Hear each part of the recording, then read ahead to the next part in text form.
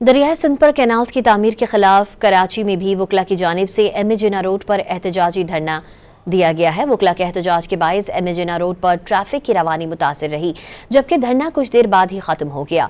दूसरी जानिब कराची बार के ज्वाइंट सेक्रेटरी इमरान अजीज ने वाज़ेह किया कि ये एहतजाज कराची बार के तहत नहीं किया जा रहा।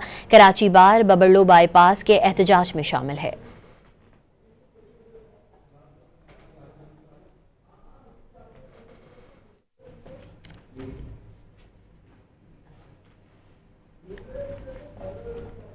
दरियाए सिंध पर कैनाल्स की तामीर के खिलाफ कराची में भी वकला की जानिब से जिन्नाह रोड पर एहतजाजी धरना दिया गया है। वकला के एहतजाज के बायस जिन्नाह रोड पर ट्रैफिक की रवानी मुतासिर रही, जबकि धरना कुछ देर बाद ही खत्म हो गया।